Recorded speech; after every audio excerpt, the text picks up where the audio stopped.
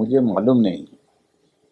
मुख्यमंत्री जी ऐसा सोच रहे हैं कि बार बार झूठ बोलने से लोग उसको सत्य मानना शुरू कर देंगे, जबकि मुख्यमंत्री की छवि पूरे प्रदेश भर में ऐसी बन गई है कि ये सत्य बोलते ही नहीं, झूठ बोलते हैं, असत्य बोलते हैं।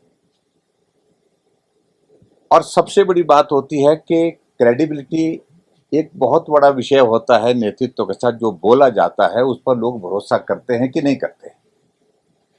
और इस बात को मैं दावे के साथ कह सकता हूं कि हमारे मुख्यमंत्री सुखविंदर सिंह सुक्खू जी जब से बने तब से लगातार इनकी क्रेडिबिलिटी पर बहुत बड़ा प्रश्न चिन्ह खड़ा हुआ है। भरोसा ही नहीं है जो मुख्यमंत्री बोलते हैं, ना प्रदेश की जनता भरोसा करती है और ना ही इनकी पार्टी में भरोसा है, ना ही विधायकों में और ना ही मंत्रियों में। ये स्थिति है। कल वहां विधानसभा के अंदर इन्होंने एक प्रश्न का रेफरेंस करते हुए, जो प्रश्न जो है वो नालागढ़ के विधायक हरदीप सिंह बाबा जी ने किया था, और उस प्रश्न के उत्तर में कहा कि 3000 से ज्यादा बीघा जमीन जो है भारतीय जनता पार्टी ने सरकारी जमीन लीज पर दी। मैं भी थोड़ा हैरान हुआ उस सारी बात को लेकर के, और मैंने कोशिश की तथ्य को जानने की, समझने की। और फिर उसके बाद जब मैंने सारी तथ्य को जानने की कोशिश की तो उसमें सच्चाई बहुत अलग तरह की निकली। मैं अच्छी तरह से इस बात को समझ सकता हूं कि हमारी सरकार के दौरान लीज पर जमीन दी ही नहीं गई है खनन के लिए।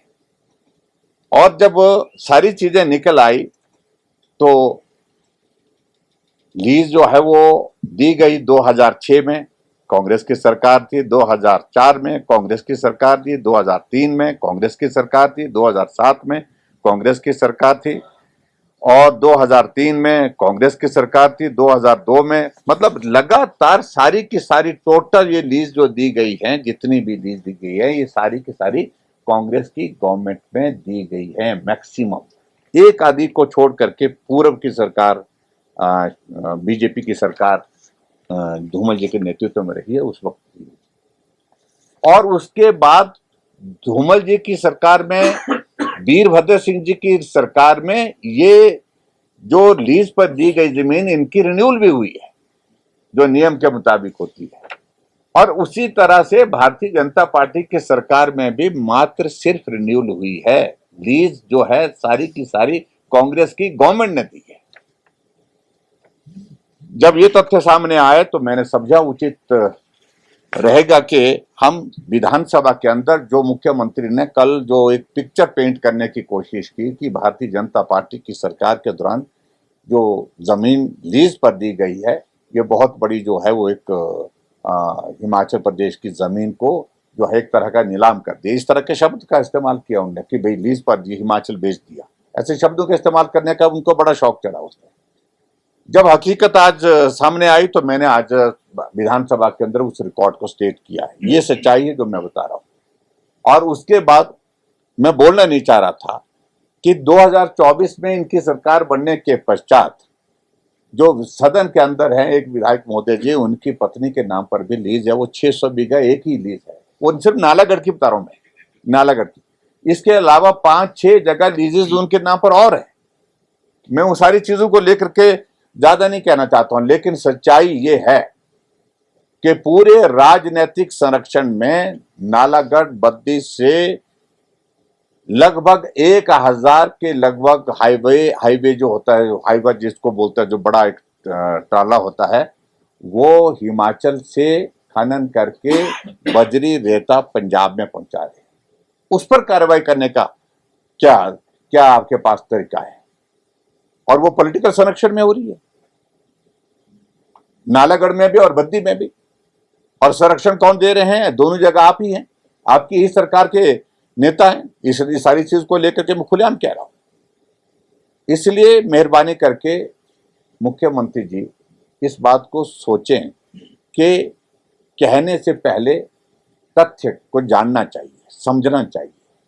और ये बार बार जो हिमाचल प्रदेश के जो है वो संपत्ति को जो है वो लुटाया गया, तो मैं समझता हूँ ये उचित नहीं है ये शब्द कोई स्कीम, कोई योजना अगर सरकार की बनती है, भारतीय जनता पार्टी की सरकार ने अगर हिमकेयर योजना बनाई, उसको संपत्ति को लुटाया जाना शब्द जो है उसके लिए मैं समझता हूं इस्तेमाल नहीं होना चाहिए। बहुत ही दुर्भाग्य है। अगर हमने सारा योजना हमने शुरू की, उसमें अगर संपत्ति को लुटाया शब्द का इस्तेमाल किया जाए गरीब आदमी के इलाज के लिए, गरीब आदमी की मदद के लिए, अगर हिमाचल प्रदेश में हमने 60 साल से ऊपर बुजुर्गों के लिए पेंशन का प्रावधान किया, उसको संपत्ति लुटाने का शब्द कहना, ये मैं समझता हूं कि बहुत दुर्भाग्यपूर्ण है। मुख्यमंत्री को एक आदत पड़ी है, उस आदत को वो छोड़ने की स्थिति में शायद नहीं हो पाएंगे, लेकिन समय समय पर जहां भी मिलेगा, वहां वक्त मिलेगा, अवसर मिलेगा, तो हम उनके इस सारी चीज को करेक्ट करने की कोशिश करेंगे। और इसलिए मैं आप सबके बीच में ये जरूर कहना चाहता हूं कि हिमाचल के इतिहास में ये पहला ऐसा दौर देख रहे हैं कि जहां खुलेआम झूठ बोला जा रहा है, और झूठ जब मुख्यमंत्री बोल रहे हैं, अधिकारियों की भी हिम्मत और हौसला बढ़ रहा है झूठ लिखने का, झूठ रिकॉर्ड करने का।